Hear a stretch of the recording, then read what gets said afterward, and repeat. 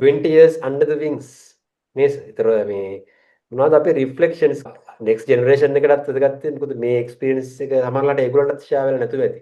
එහෙම වුණාම ඒගොල්ලන්ටත් ඒක හොඳයි. ඉතින් ඒගොල්ලෝ ඒ career shape කරගන්න සහ මේ අලුතෙන් එළියෙන් කවුරු හරි එන්න බලන් ඉන්නවනම් ඒගොල්ලන්ට ගුවන් හමුදාව ගැන කිසි බෑක්ඩ්‍රොප් එකක් නැත්තම් අර මං ආවා වගේ අවබෝධයක් නැත්තම් ඉතින් මේ තොරතුරු හුඟක් පිටුවහලක් වෙයි. ඒ වගේ ළමෙක්ට ඇත්තටම ගුවන් හමුදාවට එන්න සූදානම් වෙන්න සහ ආවට පස්සේ මේක තුර කොයි දිශාන්තිකටද ගමන් කරන්න කියන එක තීරණය කරන්න. අපි එහෙම රොෂාන් සර්ගේ පටන් ගමු සර් මේ.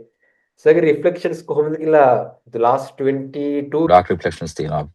learn to I mean things that I've learned කියන එක. ඉතාම කෙටියෙන් කියනවා නම් there are three things that I can reflect back on basically based on the career that I have had at the Air Force. Air Force එක උගන්නපු කරුණු කාරණා තුනක් තියෙනවා මම හිතන්නේ ජීවිතේ ඉතාම වැදගත්. අදටත් මගේ ජීවිතේ මම ප්‍රැක්ටිස් කරන කරුණු කාරණා මේන් තුනක්. පළවෙනි එක තමයි discipline කියන එක. Regardless whatever you do, discipline is number one priority. ඒක මම මගේ ළමයින්ටත් මම ප්‍රැක්ටිස් කරනවා. මම වැඩ කරන මම අදට වැඩ කරන work place එකක මිනිසුන්ට ප්‍රැක්ටිස් කරනවා. මම කියන්නේ discipline කියලා කිව්වම it could be applied discipline or it could be self discipline. දෙකම. ඉතින් ඒ ඩිසිප්ලින් එක අපිට ඉගන්නවා කොයි විදිහටද ફોකස් එක තියාගන්න ඕනේ කියලා ලෙවල් එක තැනක. ඒක අංක 1. දෙවෙනි එක තමයි මම ඉගෙන ගත්ත දේ තමයි ගුවන් හමුදාව තුළ ඩෙඩිකේෂන් කියන එක. කොච්චර ඩෙඩිකේෂන් එකක් තියෙන්න ඕනේද? ටාස්ක් ඔරියන්ටේෂන් එක කොච්චර ඩෙඩිකේෂන් එකක් කොච්චර කන්ට්‍රිබියුෂන් එකක් Tamanට කරන්න පුළුවන්ද කියන එක. අන්තිම එක තමයි මම ඉගෙන ගත්ත ගුවන් හමුදාව තුළ වෘත්තීයමය භාවය. ප්‍රොෆෙෂනලිසම් කියන එක. මම හිතන්නේ ජීවිතේ ඔය පිලර්ස් තුන තියෙනවා නම් මිනිස්සෙට ගුවන් හමුදාව ඉගන්නුවා මට ඒක ඒ පිලර්ස් තුන. ඉතින් ඒක තුල මම හිතන්නේ ජීවිතේ සක්සස්ෆුල් කරගන්න පුළුවන් ඕනම මිනිසෙක්ට ඕනම විදිහකට. අර මම කලින් කිව්වා වගේ ගුවන් හමුදාව මට විශ්වවිද්‍යාලය. ඒක එතනින් එහා විශ්වවිද්‍යාලයක් මම හිතන්නේ ලෝකේ කොහෙවත් ඇති කියලා ඉවරලා. අවුරුදු 20ක් තුල ගුවන් හමුදාව මාවද මෙතනට ගෙනාපු එක ගැන මං ගුවන් හමුදාවටත් සහ ගුවන් හමුදාවට ගුවන් හමුදාව ඒ විදිහට රන් කරන්න සල්ලි ගෙවපු ඒකට කන්ට්‍රිබියුට් කරපු ටැක්ස් පේයර්ස් ලටත් මං හිතන්නේ මං අනේක වාරයක් ස්තුති වෙන්න ඕනේ. ආයිත් මං කියන එකක් තමයි ගුවන් හමුදාව කියලා කියන්නේ විශ්වවිද්‍යාලයක්. ඒකට ගහන්න ඒකට එක කම්පීට් කරන්න පුළුවන් තැනක් වෙන කොහෙවත් ලෝකේ නැහැ. ඉතින් මම කැමති අර අන්තිම එක කියන්න මේ ඒකත් මේකත් ඇත්තටම ගුවන් හමුදාව අපිට උගන්වපු එකක්. සර් වින්ස්ටන් චර්චිල් කියලා කියනවා success is not final, failure is not fatal, it's the courage to continue what matters. So I think the Air Force taught us that. චාම්සගේ රිෆ්ලෙක්ෂන්ස් අතර කොහොමද? අතරම ඉතින් මට කියන්න තිබ්බ කියන්නේ ගොඩක් දේවල් රොෂාන්ස් ඔල්රෙඩි කවර් කරා. ඒ කියන්නේ ආයි කියන්න දෙයක් නෑ. නමුත් ඉතින් ඇත්ත ඒ කියපු පොයින්ට්ස් ටික මම 100% ඇග්‍රීඩ්. තව ඇත්තටම මේ ඒකට ඇඩ් කරනවා නම් ඇඩ් කරන්න තියෙන්නේ ඉතින් ජීවිතේ හැම පැත්තක්ම අපිට ඉගෙනනවා එයාර් ෆෝස් එකේ. ඒ කියන්නේ ෆ්ලයින් විතරක්ම නෙමෙයි. හෝ නැත්නම් අවියායුධ හැසිරවීම ගැන විතරක්ම නෙමෙයි. තමුන්ගේ අදහසක් ඉහළ නිලධාරියෙකුට ප්‍රකාශ කරන්නේ කොහොමද? හරිද? වාචිකව වේවා ලිඛිතව වේවා කොහොමද ඒක ප්‍රකාශ කරන්නේ? ඊට පස්සේ යම් දරා ගැනීම දේවල්. මොකද ගුවන් හමුදාව කියන්නේ රෙසිලියන්ස් කියන එකෙන් ඇත්තට මම එතන අදහස් කරේ ගුවන් හමුදාව කියන්නේ සියලු දේ සර්ව සාධාරණව ක්‍රියාත්මක වෙන තැනකුත් නෙමෙයි. යම් ඇත්තටම අසාධාරණකම් සිත්‍රිදවීම් ඒවා පවා ඒවට මුහුණ දෙන්න වුණා මෙතන. අපි හැමෝටම මේ කැරියර් එකේ යම් තැන්වලදී වෙලා තියෙනවා. මතක ගුවන් හමුදාව ඕන කෙනෙක්ට ওই දේවල් වෙලා තියෙනවා. නමුත් ඉතින් ඕකට හිත රිදවගෙන අපි මෙතන පොළවේ පස් කාගෙන ඇඬුවයි කියලා කවුරුත් එන්නෙත් නැහැ අපිව සනසන්න. ඉතින් අපිම දැනගන්න ඕනේ ආපහු අපිවම නැගිට්ටාගෙන ඊළඟ දවසේ ආපහු ඒකට මූණ දීගෙන යන්න. මුල් කාලේ නම් ඉතින් ඇත්තටම සෑහෙන්න ඉතින් දුක් වුණා. අපි ඒ කියන්නේ ඇස්සලින් කඳුළු වැටෙන්න ඇඬුවේ නැති වුණාට ඉතින් අපි ඇත්තටම හිතින් ඇඬුවා සෑහෙන්න. මතර කටුනායක පැංච වෙලාවේ ඒ බිත්තිවලට සහ අපේ විශේෂිත එයාපෝට් 2000 ක්ලබ් එකේ බිත්තිවලට කතා කරන්න පුළුවන් නම් අපි කියපු දේවල් දැනෙන දේවල් කියයි ෂාම්. තෑන දේවල් කියයි ශාම්. තර ගලා ගිය ඇල්කොහොල් ප්‍රමාණය සමග කතා කරන්න පුළුවන් දේවල් දෙකනේ. ඒ වචන නැවත අරන් යන්න පුළුවන් නම් අපිට වෙනම YouTube channel එකක් රන් කරන්න පුළුවන් ඒ ටිකෙන් විතරක්. ඒ අරක්කු කතා කරා නම් කතා කරා නම් ඉතින් ඒවත් ජීවිතේ පසුකාලීනව ආපු චැලෙන්ජස් දරා ගැනීමේදී මට හිතුණා අර මුල් කාලේ ඒවා හරහා හම්බෙච්ච පුහුණුවෙන් ඒවා හම්බෙච්ච පන්නරෙන් තමයි අපිට මේවා ලැබුණේ කියලා. ඉතින් ඇත්තටම ඒ වගේ අත්දැකීම් දුන්නටත් ගුවන් හමුදාවට අපි ණයයි. ලෝකේ මට පෙන්වුවේ ගුවන් හමුදාව. නැත්තම් ලංකාවේ තියෙන දේවල් විතරක් ඒවා අරගෙන බොහොම පට්ටු විදිහට මේ හිටපු මට ලෝකේ වෙන රටවල් පෙන්නලා වෙන රටවල ගුවන් හමුදාවල් වෙන හමුදාවල් වෙන ආයතන වැඩ කරන්නේ කොහොමද කියන එකට ඒ අවකාශය දීලා ඒ අවස්ථාව දීලා මම හිතන විදිය පුළුල් කරේ ගුවන් හමුදාව.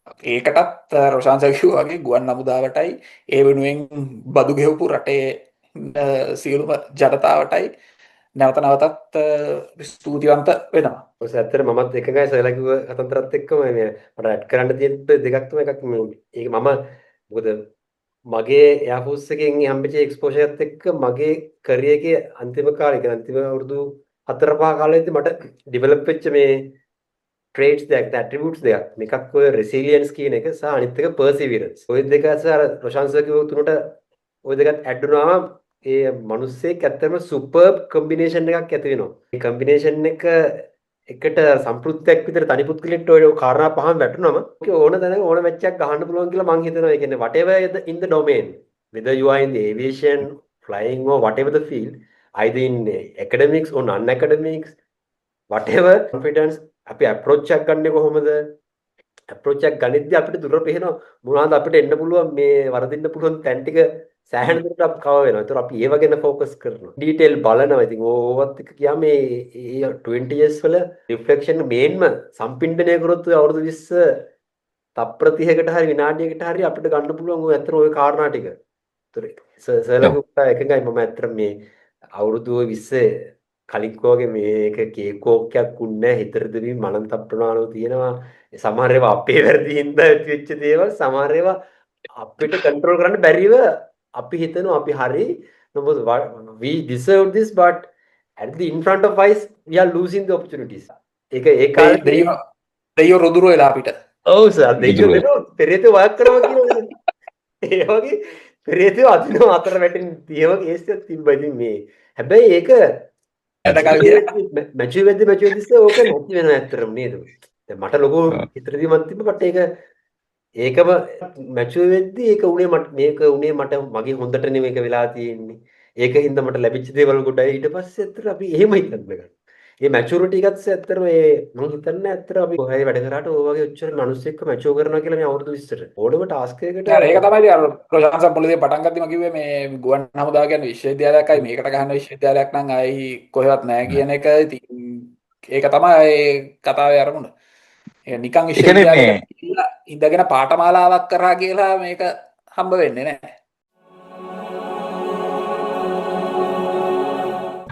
ඔය දෙන්නම කියපු දෙයකට තව එකක් මම ඇඩ් කරන්න කියලා මට ඔළුවට ආපු එකක් මම මේ කියන්නේ මේ ගුවන් හමුදාව කොයි වගේ විදිහටද අපිව ට්‍රේන් කරේ කියන එකට සහ ගුවන් හමුදා විශ්වවිද්‍යාලය කියන්නේ ඇයි කියන එකට අද අපි 3 දෙනා ඉන්න තැනක් තියෙනවා නම් අපි 4 දෙනාම සේනක කූරගම ඇතුළව අපේ දැනුම් පරාසය අපේ දැනුම් මට්ටම ඕල්මෝස්ට් එක හා සමානව අපිට තියෙනවා මේ එක්ස්පෝෂර් එකක් එක්ස්පීරියන්ස් එකක් නොලෙජ් එකක් නේ. නමුත් අපි අපේ ෆැමිලි බෑග්ග්‍රවුන්ඩ්ස් බලුවොත් එහෙම මගේ තාත්තා මම අර කිව්වා වගේ ගුවන් හමුදාවේ වරන්ට් ඔෆිසර් කෙනෙක්. එතකොට ශාම්ගේ තාත්තා ගුවන් හමුදාවේ එයා වයිස් මාර්ෂල් කෙනෙක් නේ රිටයර් වෙනකොට ඔයාගේ අම්මා තමයි ඔයාව හැදුවේ. එතකොට සේනකගේ කතාව වෙනම කතාවක්. අපි ආවේ 4 කියන්නේ පාරවල් 4කින්.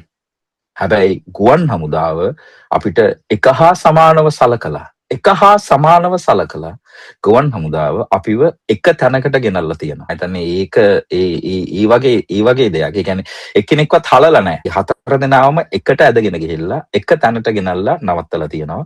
ඉතින් මම හිතන්නේ ඒක ඇවිල්ලා ඉවර වෙලා හොඳම උදාහරණයක් අපි ආපු පාරත් එක්ක බැලුවම අපි අද කොතනද ඉන්නේ. ඕකටම තවත් දෙයක් එකතු කරනවා නම් සර් මේ මම දැක්ක දේ තමයි මගේ අවුරුදු 21ක කාලය සහ ඇත්තටම ඊට කලින් මගේ මුළු ජීවිත කාලය තුරාම මම මේක දැක්කා. ගුවන් හමුදාවට කෙනෙක් වැරද්දක් නොකළොත් ගුවන් හමුදාව වෙනුවෙන් තමුන්ගේ ඒ කියන්නේ මුළු හදවතින්ම තමුන් ගුවන් හමුදාවට වැඩ කළොත් ගුවන් හමුදාවට වංචා කරන්නේ නැතුව ඒ කියන්නේ හමුදාවට වංචා කරන්නේ නැතුව වැඩ කරොත් අනිවාර්යෙන් ගුවන් හමුදාවෙන් එයාව බලා ගන්න. ඒ ගුවන් හමුදාවේ ආශිර්වාද එයාට තියෙනවා. ඒක පසුකාලීනව එයා මේ සේවයෙන් ගියයි කියලා ඒක නැති වෙන්නේ නැහැ. නමුත් කවුරු හරි ඒ ගුවන් හමුදාවේ සිස්ටම් එකට වංචා කරන්න පටන් ගත්තොත් ඒ කියන්නේ ගුවන් හමුදාවට හොර කරන්න පටන් ගත්තොත් මම දැකලා තියෙන දෙයක් තමයි දිට්ඨ සමවේදනීය කර්මය කියන එක එයාට ඒ කැරියර් එක තුලදීම පළ දෙනවා. ඒක උසස් පහත් නිලතල ભેදයකින් තොරව අනිවාර්යයෙන් රැංකර්ස් දැකලා තියෙනවා ඒක පළ දෙනවා පහළ රැංකර්ස්ටත් මම දැකලා තියෙනවා පළ දෙනවා. ඉතින් එහෙම කට්ටිය තමයි ඇත්තට එළියට ආවට පස්සේ හෝ ඒක ඇතුළේ ඉන්න ගමන් අර වැරදි රෙපියුටේෂන් එකක් හදන්න මේක ගැන. හදන්නේ. වැඩක්. yes හොඳ රිෆ්ලෙක්ෂන්ස් දෙයක් ආවා ඇත්තටම මේ ශාම්ස්වර්ගිනුත් ආවා ප්‍රශාන්ස්වර්ගින් සහ ශාම්ස්වර්ගින් හොඳ රිෆ්ලෙක්ෂන්ස් වගේක් ආවා. ඒත් එක්ක මේකට මගේ අදහසුත් මම එකතු කරලා දැන් සේනක සර්ට පැත්තට ආයි ගියොත් සර්ගේ ආයි අපි ආයි ආපහු හැරලා බැලුවොත් මේ අවුරුදු සර්ගේ 20 ඇතුළත රිෆ්ලෙක්ෂන්ස් කොහොමද සර් දකින්නේ ආයි මේ ජර්නි එකේ මේ අවුරුදු 20 ඇතුළත සර් ගත කරපු මෙහෙමයි කසුන්දායි කියන්නේ මේ අවුරුදු 20 මම 2014 ඇවිල්ලා 2004 ඇවිල්ලා 2004 ඇවිල්ලා 2024 යනකොට අවුරුදු 20ක් ඇතුලේ. ඉතින් අවුරුදු 20ක් කියන්නේ පොඩි කාලයක් නෙමෙයි. අපේ හොඳම කාලේ ජීවිතේ. එතකොට අපි අර ස්කූල් ලීව කෙනෙක් විදිහට මං හිතනවා ඒක රෝ ප්‍රොඩක්ට් එකක් කියලා. ඉස්කෝලෙන් නිකන් එළියට ආපු පොඩි කොල්ලෙක්. හැබැයි අවුරුදු 20ක් සේවය කරලා මේකෙන් එළියට යනකොට අපි කසාද බඳලා ළමයි දෙන්නෙක් ඉන්න තාත්තා කෙනෙක් පවුලක් තියෙනවා. ඒ රෙස්පොන්සිබිලිටිස් ටිකත් අපිට ඇවිල්ලා. ඊට අමතරව ගුවන් හමුදාවේ අර අපි කතා කරපු අර කැඩෙට් කෙනෙක්ගෙන් පටන් ගත්ත ජීවිතේ අන්තිමට වින් කමාන්ඩර් කෙනෙක් වෙලා තියෙන රෙස්පොන්සිබිලිටි එකත් අරගෙන ඊට පස්සේ එළියට ඇවිල්ලා එළියට බහැලා ආයේ පස්ස හැරලා බලනකොට ඇත්තටම ජීවිතේට ගොඩක් දේවල් මේකෙන් හම්බුණා.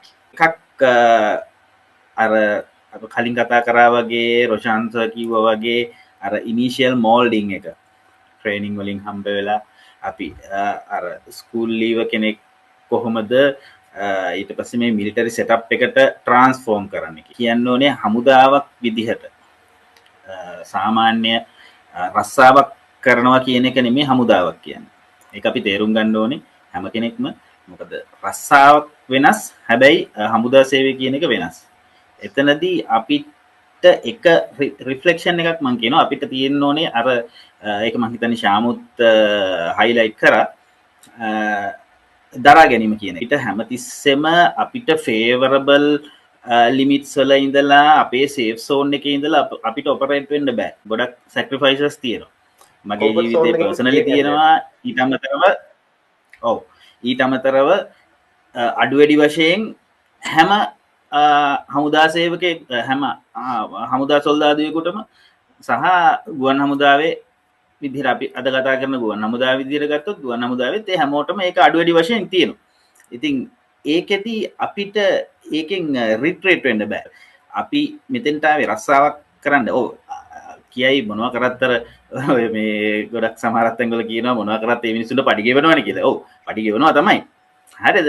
හැබැයි මං හිතනවා අපි ඒ පඩියට සාධාරණයක් කරා කියලා. ඒකෙන් මං කියන්නේ අනිත් මිනිස්සු සාධාරණයක් කරන්නේ නැහැ කියලා. හැබැයි එතනදී අපිට අර අපේ සේෆ් සෝන් එකට පනින්න තියෙන chances ගොඩක් අඩුයි. එතකොට අපි ඒක කොහොමද දරාගන්නේ? ඇඩැප්ටබිලිටි එක කියන එක දරා ගැනීම කියන එක එතනින් මං හිතනවා මේ ගුවන් හමුදාවේ අවුරුදු 20ක් ඇතුලේ සෑහෙන්න අපි පුරුදු පුහුණු කරා සහ ඒක එක ටේක් අවේ එකක් කියලා මේ ජීවිතයට ඇඩප්ටිං ටු ද එවර් චේන්ජිං සිනාරියෝස් හැම දෙයක්ම අපිට තිබ්බට මේක සෙට් පැටර්න් එකක් තිබ්බට ඒක හැමතිස්සෙම වෙනස් වෙනවා.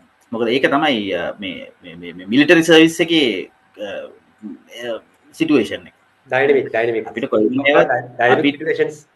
very dynamic. හරිද? අද හොඳට තියෙන්න පුළුවන් හෙට වෙනස් වෙන්න පුළුවන්. හැබැයි එතකොට මට කියන්න බෑ මේක මේ නෑ මම අද මෙහෙම නෙමෙයි ප්ලෑන් කරේ. මේ ඒක හින්දා අපි මේක අද නෙමෙයි අපි හෙට කරමු කියලා එහෙම කරන්න පුළුවන්. ඉතින් එහෙම මං හිතනවා එහෙම කරපු කාලෙකුත් තියෙන්න ඇති.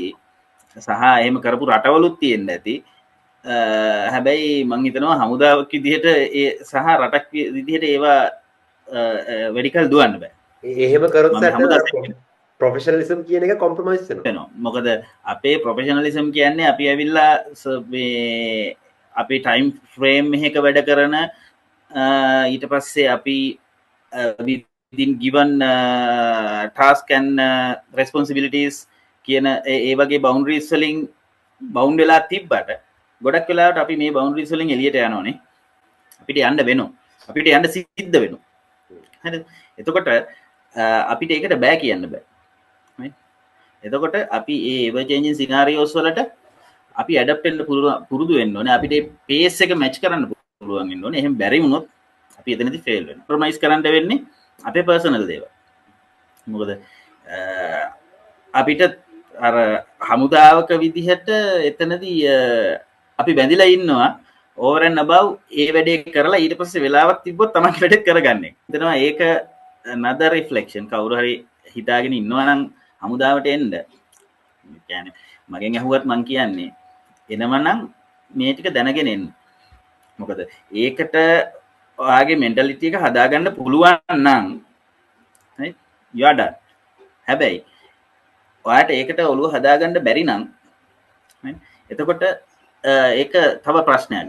ඒක තමන්ට ප්‍රශ්නයක් සහ ඕගනයිසේෂන් එකක් විදිහට හමුදාවට ප්‍රශ්නයක්. අන්න ඕන ඉතින් හයිලයිට් කරන්න තියෙන්නේ කලින් කතා කරපු දේවල් වලට අමතරව මේ Roshan sir, Sham and you.